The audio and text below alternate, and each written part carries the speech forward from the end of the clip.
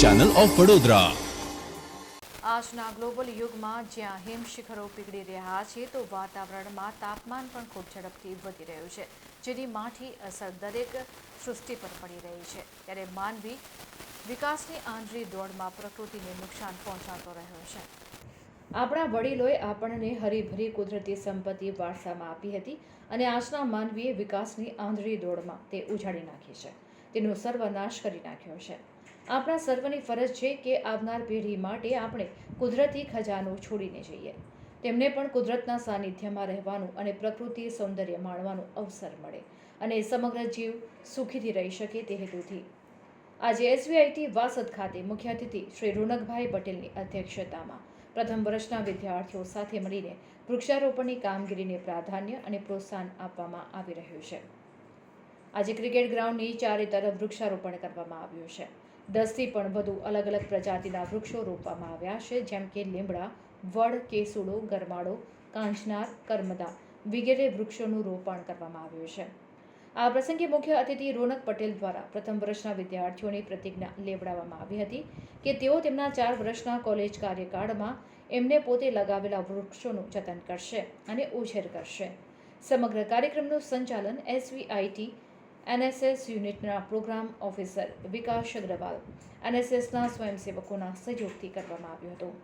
SVIT વાસદના અધ્યક્ષ રોનક પટેલ, ઉપાધ્યક્ષ હાર્દિક પટેલ, મંત્રી ગૌરાંગ પટેલ, સહમંત્રી નૈતિક પટેલ, ખજાનચી અલ્પેશ પટેલ, ટ્રસ્ટી સતીશભાઈ પટેલ, સંજયભાઈ Patel, Hemant Patel, campus director Dinesh Patel, Acharya doctor DP સોની અને સમસ્ત SVIT પરિવાર તરફથી વૃક્ષારોપણના કાર્યક્રમને સફળ સંચાલન બદલ ડૉક્ટર વિકાસ અગ્રવાલ અને NSSના સ્વયંસેવકોને અભિનંદન પાઠવ્યા હતા।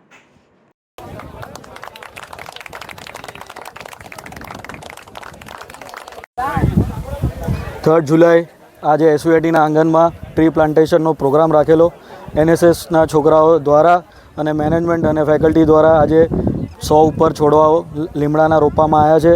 કેમ્પસમાં આપણે જોઈ રહ્યા છે કે કેમ્પસમાં ગ્રીનરી કેટલી ઇમ્પોર્ટન્ટ છે। ગ્રીનરીનો દિવસે દિવસે ટેમ્પરેચર વધતું જાય છે, જેના કારણે આપણે આ સૌથી મોટું જે કામ છે અત્યારે જે બધાએ ઉપાડવું જોઈએ એ છે ઝાડ રોપવાનું। ઝાડ રોપી તો દઈએ છીએ પણ પાછળથી આપણે એની ટેક કેર નથી કરતા। તો બધાને આ માધ્યમથી કહીશ કે ઝાડ આપણે રોપીએ પણ એની પાછળ દેખરેખ કરે, એને પાણી છાંટે, એની પણ જવાબદારી જો બધા છોકરાઓ લેશે તો આ કેમ્પસ ઓલરેડી ग्रीन कैंपस से વધારે ग्रीन कैंपस થઈ જશે। આભાર।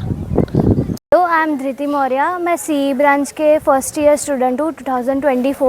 आज हम लोगों ने ट्री प्लांटेशन का एक्टिविटी किया है। बेसिकली ट्री प्लांटेशन करने की भी ज़रूरत इसलिए पड़ रही है क्योंकि एनवायरनमेंट में अभी इतना ज़्यादा global warming, ozone layer depletion हो रहा है।